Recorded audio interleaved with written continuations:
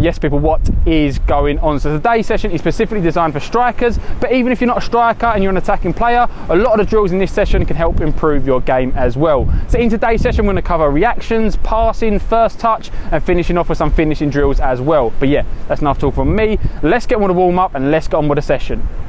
Bosh. So before I start any of my training sessions, I'll perform a dynamic warm-up. It's essential before any training session to perform a dynamic warm-up, as it gets our bodies prepared for the session ahead. Not only can a dynamic warm-up reduce the risk of injury, but a dynamic warm-up can also improve our performance. So with this dynamic warm-up, set a starting point and place a cone approximately 5 meters away from you, and start off with a few jogs back and forth around the cone. After you've performed a couple of jogs, start to incorporate some dynamic stretches into your warm-up.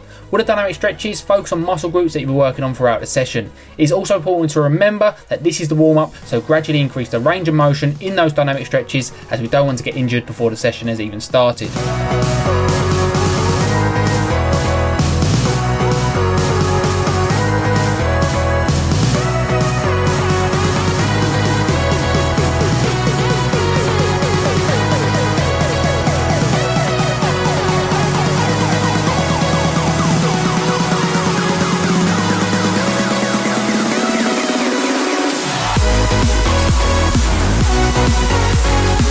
After I've gone a few minutes going back and forth from one cone to the other and forming those dynamic stretches, I tend to just give myself around 30 seconds to a minute to dynamically stretch any muscles that feel tight. So I tend to get tight hamstrings on both my legs, so always just give myself a bit of time to do some straight leg kicks and ensure they have good range of motion and that they're ready to go.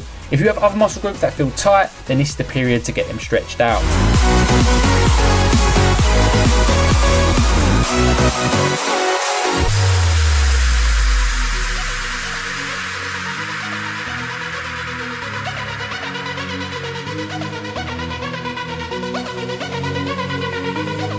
After we've completed the dynamic warm-up, it is now time to perform a reactive agility drill. Having good reactive agility is essential regardless of your position, although it is particularly important for strikers. As a striker or an attacking player, you need to be able to act quickly in order to get the better of defenders. Whether that is to quickly move away from a defender to create space or pounce onto a loose ball, you need to have good reactive agility to have a successful outcome. So for this drill, you should look to set up a 3x3 meter square with 4 different coloured cones on each corner. You should also pre-record a random sequence of the coloured cones in which you can follow during the drill.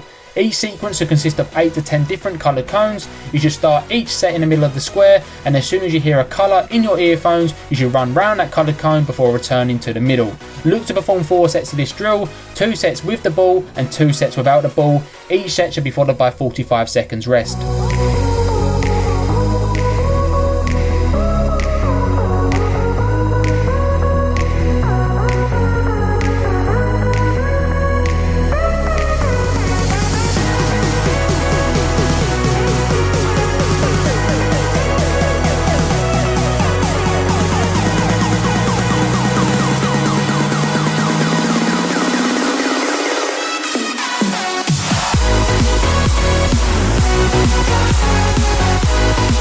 The next drill we're going to be performing is the touch to cone drill.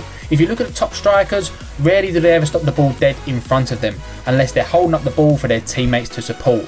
A lot of the top strikers will look to take the ball away from their body in a specific direction. This enables them to create space away from defenders, giving them more time on the ball. So for this drill, you want to set up a 3x3 meter square that is approximately 2 meters away from the rebound board. For this drill, you want to begin in the middle of the square and start by passing the ball against the rebound board.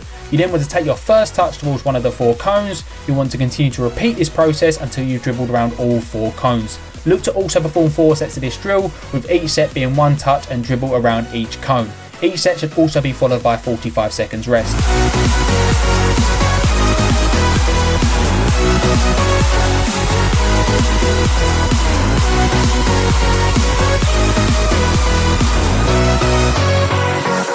So after you've practiced passing and receiving the ball, the next drill we're going to go through is the Minecrafter's shot drill. As a striker, it is very rare that you ever get a lot of time and space on the ball, especially in the opposition's penalty area. Therefore, if you're able to effectively move and manipulate the ball before creating space to get a shot off, you will be a more dangerous attacker for it. So for this drill, look to randomly place multiple cones around 12 meters away from the goal. For this drill, you should look to dribble through the cones, avoiding them along the way. As soon as you finish the dribble, you should look to push the ball quickly to either your left or right and get a shot away at goal. For the shots, aim to hit the ball low and hard into the corners, but more importantly, your main aim should be to simply just hit the target. If you hit the target, you always give yourself a chance of scoring a goal. Look to perform 4 sets of this drill. One set is 6 shots. Look to use both feet throughout. The next shooting and finishing drill we're going to go through is the dribble to shot drill. A basic drill but very good for working on some of those fundamental skills you need as a striker. If you're a striker or an attacking player who is able to run and beat defenders, then you will pose more of a threat to the opposition's defence. What is also great about this drill is that it focuses on hitting the ball on the move, a skill that as a striker or an attacking player is very important. So for this drill, look to set up a gate that is approximately 15 metres away from the goal, with one cone that is approximately 5 metres in front of that gate. Look to start between the gate and dribble towards the cone directly opposite you. You should then look to push the ball to either your left or right before taking a shot at the goal. Look to complete 4 sets of this drill. One set is 6 shots at goal. Look to also use both feet throughout.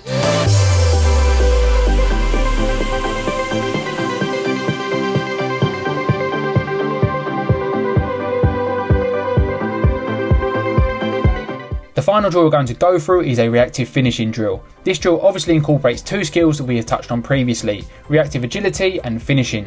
But what this drill is also great for is repeatedly working on those short sharp movements which you will constantly do as a striker or an attacking player. So this drill is great for working on getting you fitter and sharper. For this drill, look to place a starting cone around 12 metres away from the goal. You should then place 3 different coloured cones 3 metres in front of that starting cone. Each cone should be separated by 2 metres. You should then place a gate that is 3 metres in front of the coloured cones with a ball in between it. You should also pre-record a random sequence of the coloured cones in which you can follow during the drill. Each sequence should consist of 5 different coloured cones. After the 5 different coloured cones, you should record the word shoot, and as soon as you hear that, you should take a shot at goal. Look to perform 10 sets of this drill. Each set is 1 shot at goal. Each set should also be followed by 30 seconds rest.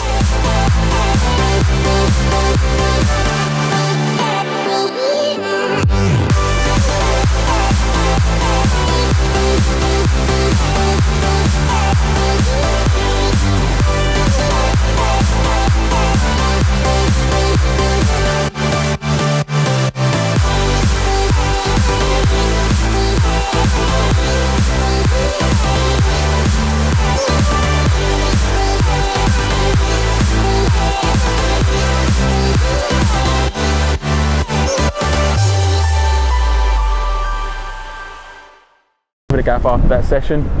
Not good at all, mate, but yeah, that's a training session that is specifically designed for strikers. Like I said beforehand as well, even if you're not a striker and you're just an attacking player, a lot of the drills in this session can also help improve your game. But yeah, that's enough talk from me. If you've got any questions, leave them in the comment section below. Don't comment on some of the finishes as well. I'm not a striker, and also look at the state of that pitch. It's absolutely terrible. But yeah, that's enough talk from me. Until next time, bosh.